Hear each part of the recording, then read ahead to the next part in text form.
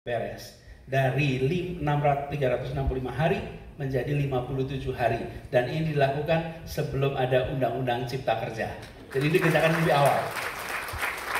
Undang-Undang Cipta Kerja menyusul kemudian, ini sudah dikerjakan sebelum itu. Artinya kita mengatakan bahwa Jakarta sudah serius mencoba untuk mengubah di dalam sistem pengelolaan kita. Nah, ini sekalian kebutuhan dasar air minum. Teman-teman yang tinggal di Pulau Seribu itu jadi salah satu perhatian kita. Saya beri contoh di sini soal air minum. Di Kepulauan Seribu itu selama bertahun-tahun mereka harus bayar air minum per meter kubik 32.000. Kita bangun di sana SWRO, Sea Water Reverse Osmosis, dan sekarang mereka bisa menikmati air bersih yang layak minum cuma dengan harga 3.500 per meter kubik. Langsung itu cost structure itu berubah. Dan di dalam Jakarta sendiri dibangun lebih dari 150 kios air yang terutama di tempat-tempat yang kualitas airnya buruk, fasilitas pipanya belum ada, kita lakukan. Mengapa ini dilakukan kios air bukan pipa? Karena kita belum memiliki kewenangan untuk melakukan pembangunan pipa itu. Tahun depan kita mulai memiliki kewenangan itu. Mudah-mudahan kita bisa lebih cepat lagi. Tapi dengan ini saja kita sudah bisa menurunkan biaya untuk air.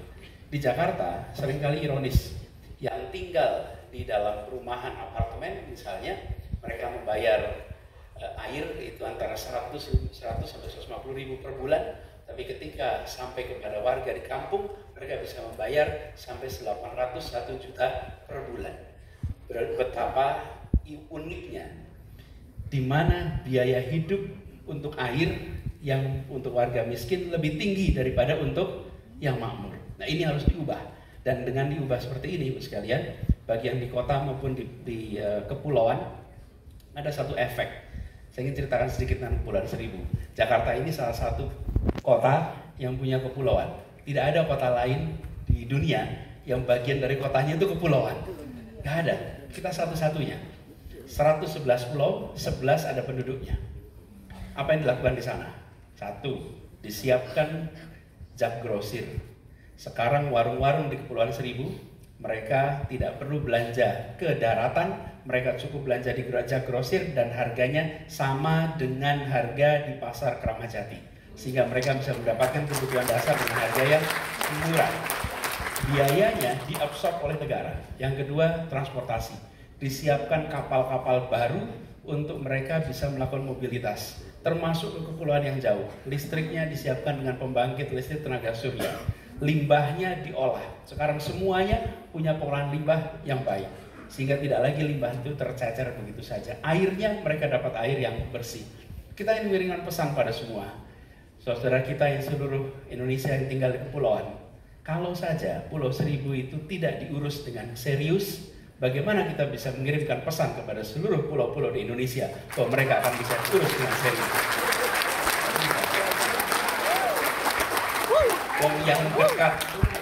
Yang dekat dengan Monas saja nggak keurus, bagaimana yang jauh? Tapi kalau yang dekat dengan Monas keurus, maka yang lain bilang, insya Allah ini soal waktu saja kita akan urus.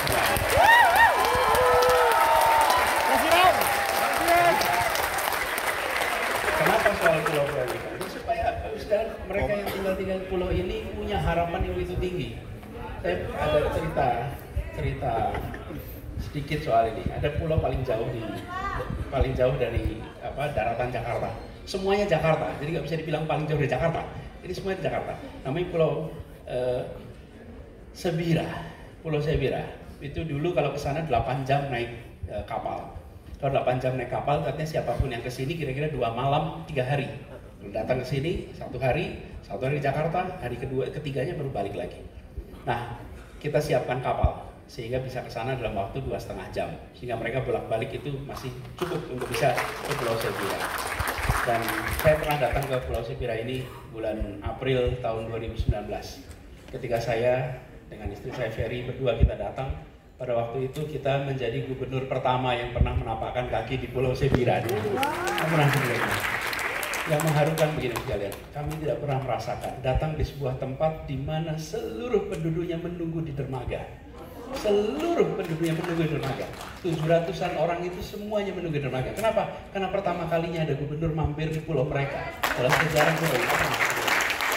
Tapi yang lebih mengharukan lagi ketika sorenya kami pulang. Ketika sorenya kami pulang jalan, kami lihat dari jauh semuanya mengantar sampai bandara, sampai dermaga. Kami berangkat, tidak lama kemudian Pak Bupati itu ngirim WA. Pak Gubernur, semua orang di dermaga ini menangis karena mereka tidak tahu kapan lagi gubernur akan kembali ke pulau itu. Jadi sekalian, yang harus dilakukan itu bukan sekedar soal menyiapkan infrastruktur saja, tapi bagaimana kita membangun perasaan kebersamaan, perasaan kesetaraan, bahwa kita adalah warga kota yang sama dan kita hidup di dalam satu lingkungan yang sama, yang negara itu hadir.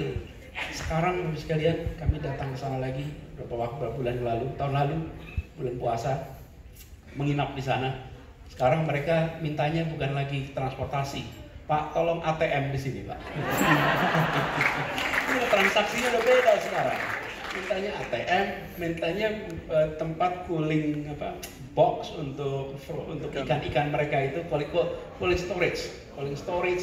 Jadi permintaannya sudah meningkat. Kalau dulu supaya cepat sampai daratan Jakarta, sekarang bagaimana kesejahteraan meningkat jauh lebih tinggi dari mereka sekarang. Boleh dicek nanti posisinya Pulau Sebira ini lebih dekat dengan daratan Lampung daripada Ancol. Bisa kebayangkan? Jauh sekali dari sini. Tapi mereka tidak mau KTP-nya berubah. Mereka ingin tetap KTP-nya Jakarta.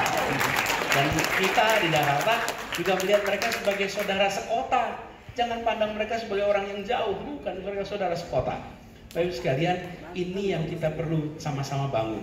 Perasaan kebersamaan seperti ini membuat mereka merasa sekarang saya bagian dari kota Jakarta. Harganya murah, transportasinya cepat, semuanya terjangkau. Bahkan akses transaksinya pun berjalan dengan baik. Nah, saya ingin berikutnya adalah soal bagaimana perekonomian kita. Ini unik lagi Bapak sekalian. Karena kita membutuhkan menyelesaikan tadi lapangan kerja. Lapangan kerja di Jakarta bagaimana ya? Bukan kita dengan bikin pabrik di sini. Karena Jakarta ini kota jasa. Bagaimana